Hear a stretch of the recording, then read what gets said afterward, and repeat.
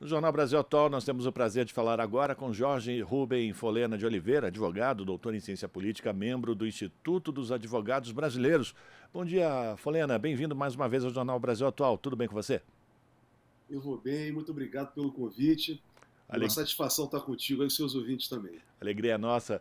Folena, vamos começar a falar sobre os desafios do governo Lula na área da justiça, os impactos da decisão do Supremo no Congresso Nacional, principalmente tirando poderes do Arthur Lira. Mas eu quero começar conversando com você, Folena. Não sei se você eh, pode fazer essa avaliação para a gente, para os nossos ouvintes, a indicação do Silvio Almeida para o Ministério dos Direitos Humanos. Como é que você avalia esse nome, a chegada de Silvio Almeida para essa pasta especificamente, antes da gente falar dos outros aspectos da justiça? Olha, eu recebi o nome do professor Silvio Almeida com muita alegria, né, por tudo que ele representa, né? É um jovem professor, talentoso, né, eu acho que tem muito a contribuir. E na parte dos direitos humanos, ele vai ter um desafio muito grande. Não só ele, mas também como o Ministério da Igualdade Racial, que é uma das chagas, uma das graves chagas deixadas pelo governo do que está saindo, esse governo do Bolsonaro, né, foi exatamente o ódio. O ódio que Bolsonaro e os seus apoiadores e o fascismo introduziu no Brasil. Quer dizer, um ódio decorrente exatamente do que o professor Silvio Almeida tem colocado aí, né, ao longo da sua trajetória, né, passando pelo racismo estrutural no Brasil. Esse racismo que se aprofunda mais ainda com duas ditaduras perversas que tivemos no Brasil, né, ditaduras de 1937 a 1945 e depois de 1964 a 1985, e que jamais fizemos uma justiça de transição efetiva no Brasil. Uma justiça de transição que não é para punir, mais do que nunca, uma justiça de transição que deveria exatamente educar a população brasileira, né, toda a sociedade como um todo, para que os males do passado, né, o massacre dos povos indígenas, né, as mazelas da escravidão e tudo que as ditaduras proporcionaram para o Brasil nunca mais se repetisse, como a tortura, né, como o preconceito na abordagem por parte do Estado, na discriminação, né, da população brasileira como um todo.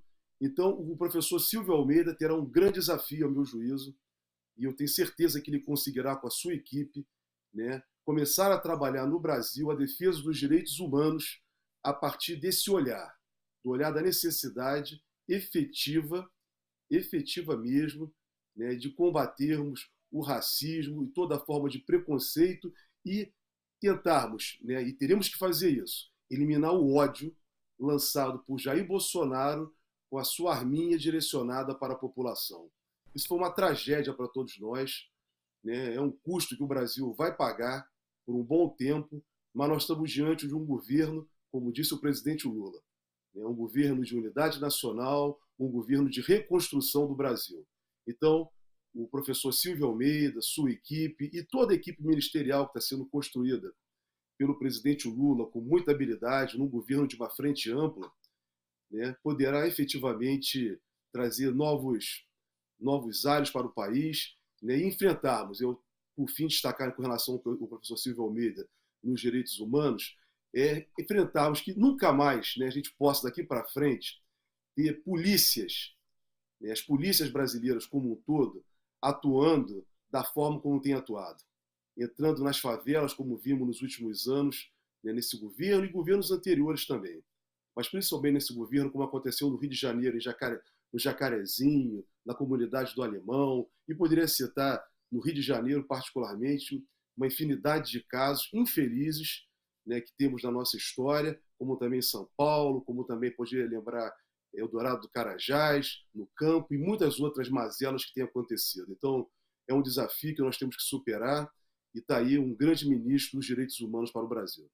E a gente torce também que a pasta dos direitos humanos não seja instrumentalizada para fazer fundamentalismo religioso, como aconteceu com Damares Alves, né? E que o Silvio Almeida realmente possa trazer essa situação de legalidade, digamos assim, com relação a essa pasta tão importante, não, Folena? Pô, sem dúvida, não tenho.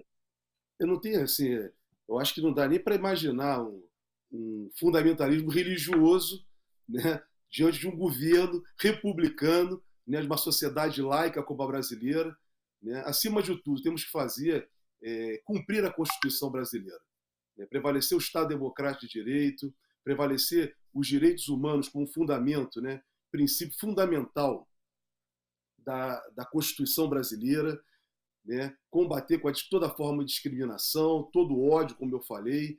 Então, quer dizer, esses são desafios que se apresentam, né, para o novo governo, para o novo ministério, né, e temos que intensificar isso. Mas também queria destacar, né, que também é importante nós retomarmos, né, algumas medidas, né, de governos democráticos anteriores a esse último de Bolsonaro, que não foi um governo democrático, nada democrático, né, as discussões, né, exatamente, né, com relação à última ditadura militar. Né, é importante nós resgatarmos isso, porque o que Bolsonaro fez foi reacender os males da última ditadura, falar de tortura, defender torturadores, apagar, tentar, ou melhor, não sei se vamos saber agora, quando o novo governo assumir, se de fato, né, eles apagaram com a memória da última ditadura. Quer dizer, essa memória da última ditadura é importante, nós temos isso vivo para que nunca mais se repita no Brasil, né, uma ditadura sanguinária, uma ditadura cruel e toda forma de violação, não só aos direitos humanos, mas qualquer forma de tentativa, né, de se atacar o Estado Democrático de Direito. Isso é inconcebível. Então, são grandes desafios que se apresentam exatamente aí na área dos direitos humanos, na área da justiça, da igualdade racial, né, na defesa das mulheres, né, a luta contra o patriarcado, que nós temos que intensificar mais do que nunca no Brasil, porque nós tivemos um governo, infelizmente, um governo do patriarcado, e o golpe de 2016 contra a presidenta Dilma Rousseff, né, foi um golpe, de certa forma, também promovido pelo patriarcado, isso tem que ficar claro, foi um golpe contra as mulheres. Então, são grandes desafios. O presidente Lula está conduzindo exatamente um ministério, como eu já falei, um ministério que possa efetivamente, né, trazer o Brasil para suas características populares, democráticas, né, e progressistas. Então é isso que nós esperamos, é isso que nós sonhamos e desejamos para o Brasil, e temos certeza que o presidente Lula e toda a sua equipe irá reconstruir esse Brasil a partir daí. A gente está conversando com Jorge Rubem Folena de Oliveira, advogado, doutor em ciência política, membro do Instituto dos Advogados Brasileiros. Vamos falar agora, então, dos desafios para o Flávio Dino, à frente da pasta da Justiça.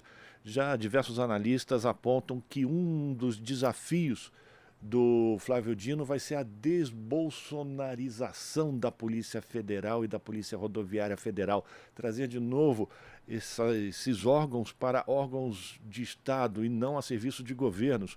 Como é que você avalia esse desafio? Se você também concorda com isso, Jorge? Não, eu não só concordo, era exatamente o que eu estava falando com relação à questão dos direitos humanos, né, que passa também pelo Ministério da Justiça. Né? Nós temos tanto a Polícia Federal, a Polícia Rodoviária Federal e as polícias como um todo no Brasil, né, polícias ainda tomadas por uma visão da última ditadura, né, uma visão nada republicana, uma visão que não tem como princípio básico a proteção da população, mas única e exclusivamente reprimir a população. O papel da polícia como um todo, dar segurança, dar proteção à população. Não é olhar a população como inimiga. Da mesma forma que as forças militares, né, de certa forma, têm sido empregadas ao longo da história do Brasil. Então, o grande desafio, ao meu juízo, do professor, do ex-governador e agora senador e ministro Flávio Dino, será exatamente nós termos, né, uma polícia republicana. Agora, como pensar uma polícia republicana num país ainda em que tem uma classe dominante que não tem uma visão republicana? Então, ao meu juízo, esse desejo de nós termos, né, um Estado que possa ser plural, um Estado que possa ser, em que tenha, né, a publicidade, em que tenha a igualdade, né, como princípios fundamentais que são bases de uma república, esse desafio se coloca, ele é muito grande, né, o grande desafio do governo do presidente Lula, do ministro Flávio Dino, né, diante de uma classe dominante que não é nada republicana.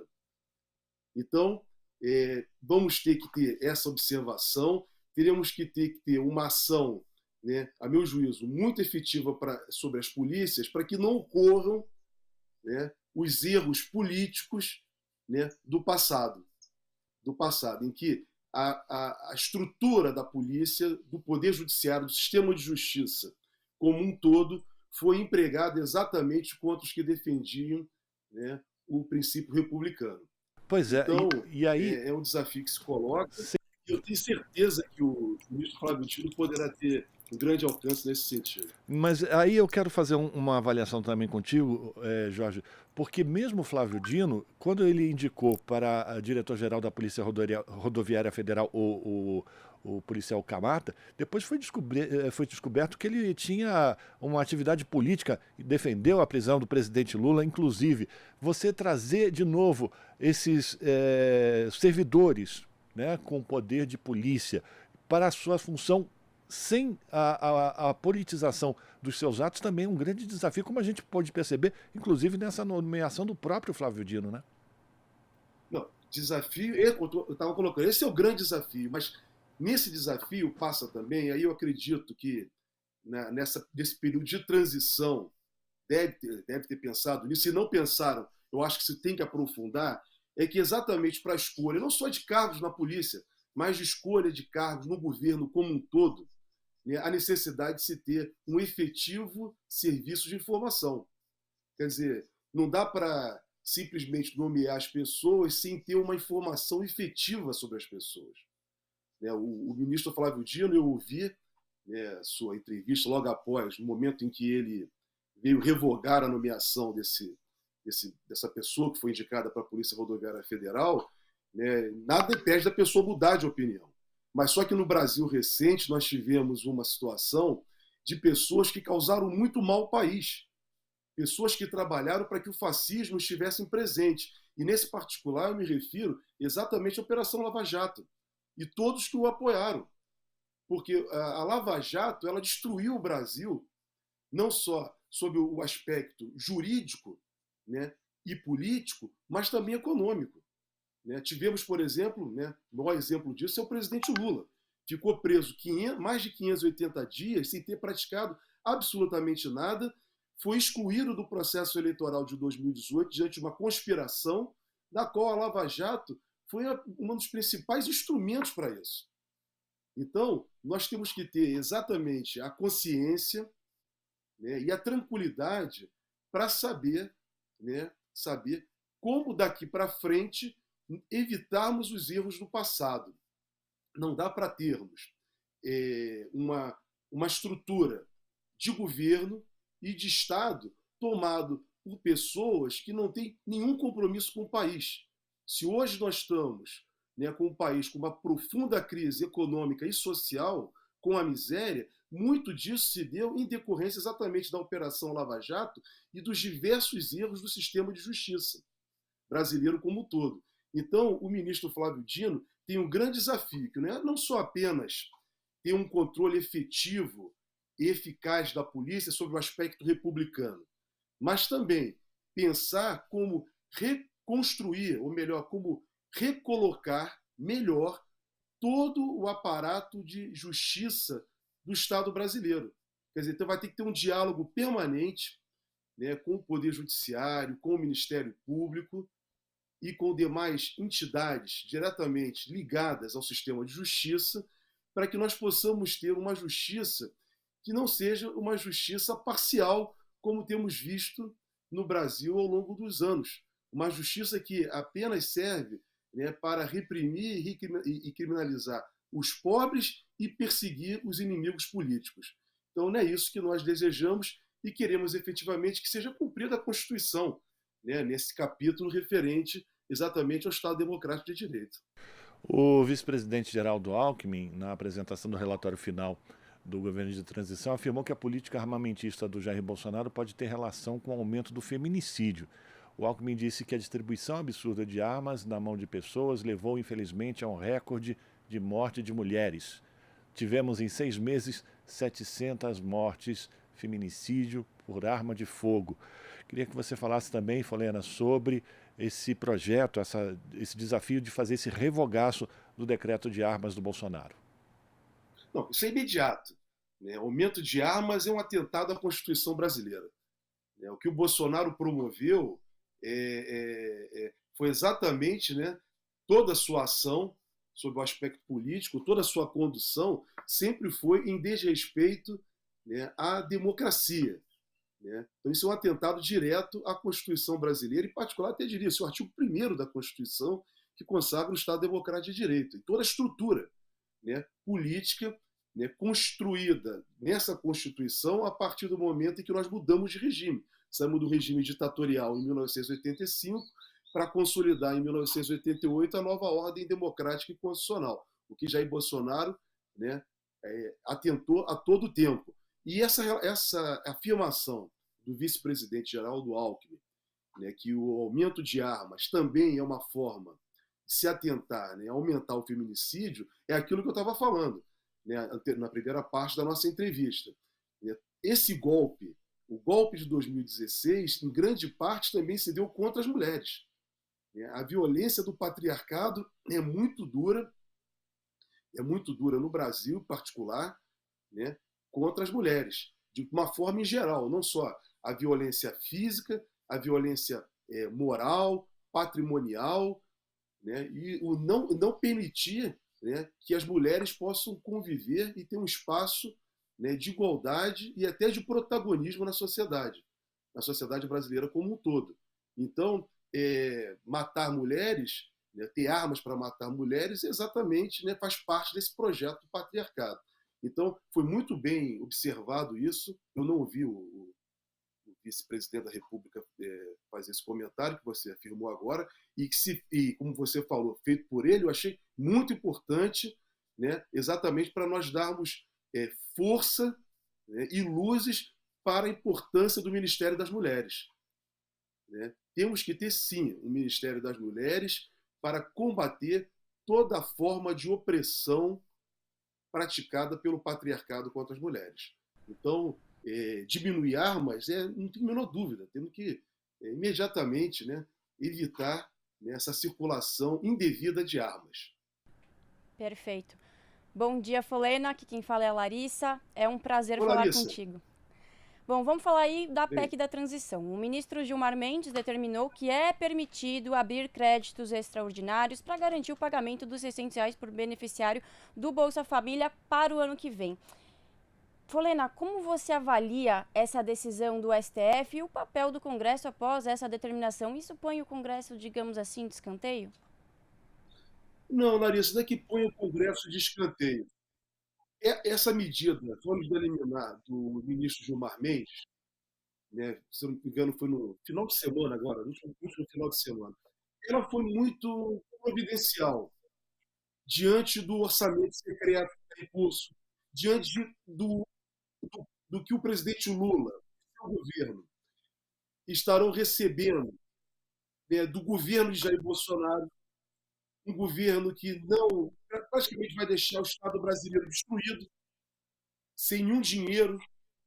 Então, diante do rigor implantado, diante do rigor fiscal, e quando eu me refiro implantado aqui, pelos neoliberais, pelos que defendem, né, que o dinheiro público deve ser utilizado basicamente para o controle do mercado financeiro, e não para a população, que é o maior contribuinte, que mais contribui para o desenvolvimento do Brasil, mas que não acaba recebendo.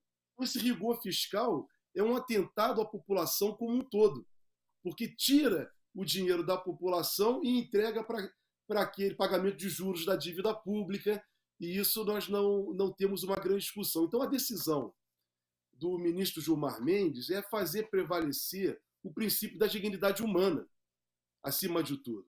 É fazer prevalecer, como está no próprio artigo 170 da Constituição Federal, né, a existência digna do homem, da população como um todo. Então, como fazer isso? É uma forma de se dar ao novo governo que está entrando, né, a possibilidade de poder reorganizar diante do rigor fiscal implantado pelos neoliberais, né, do novo governo poder dar um encaminhamento, né, para o Brasil daqui para frente, sem ficar preso às amarras efetivas, né, de acordos políticos promovidos pelo Congresso. Aí, em particular, estou me referindo ao Centrão.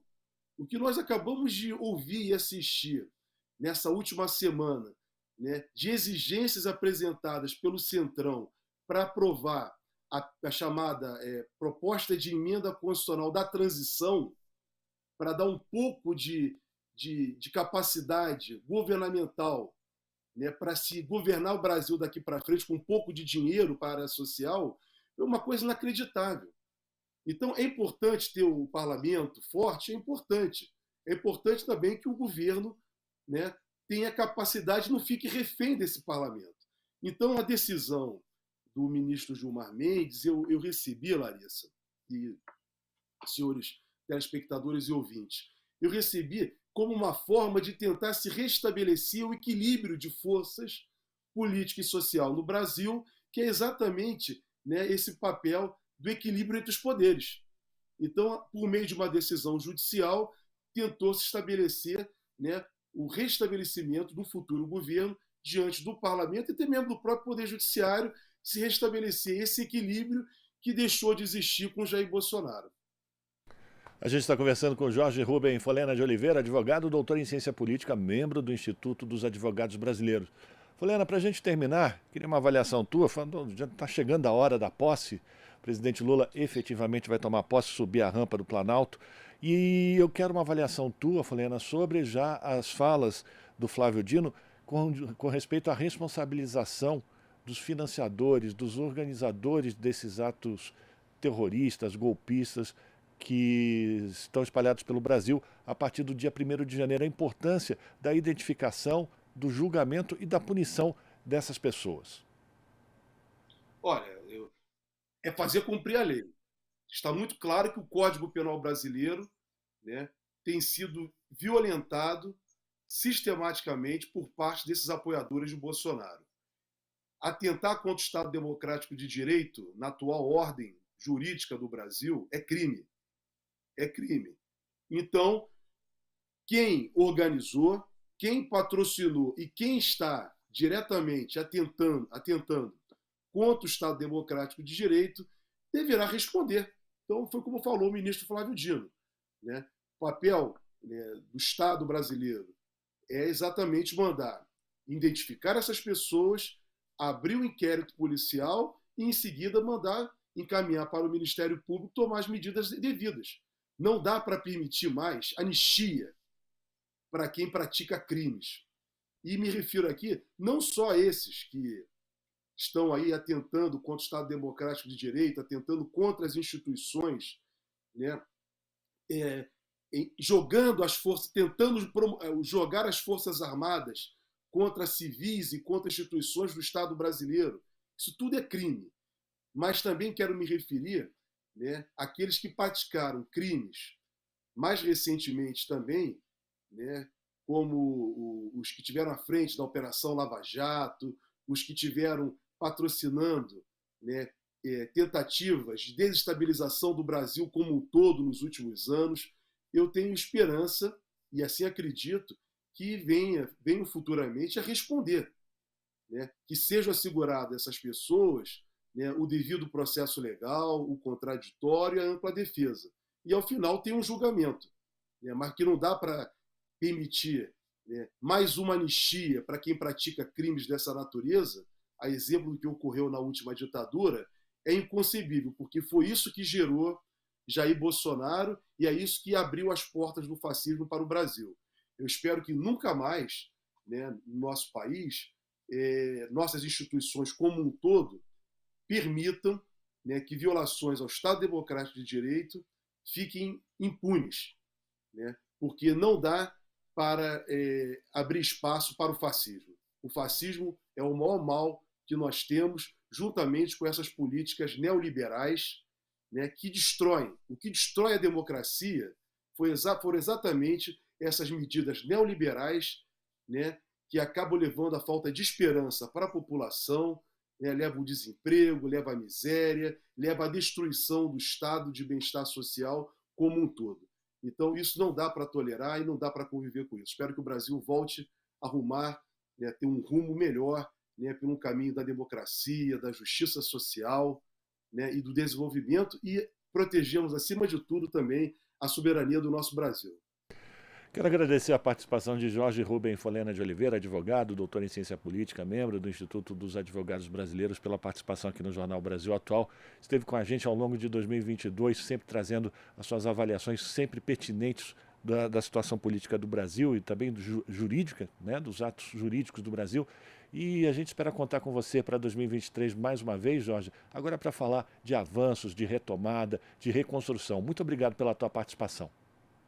Olha, eu que agradeço a vocês todos, o carinho de vocês, e aproveito a oportunidade também agora, nesse momento, para desejar a todos aí, né, boas festas, para vocês aí do Jornal Brasil Atual, da TVT, né, e para todos que estão nos assistindo aqui. Que nós tenhamos efetivamente, como você falou, né, um Brasil melhor, um Brasil mais justo, um Brasil mais solidário, um Brasil para todos. Muito obrigado.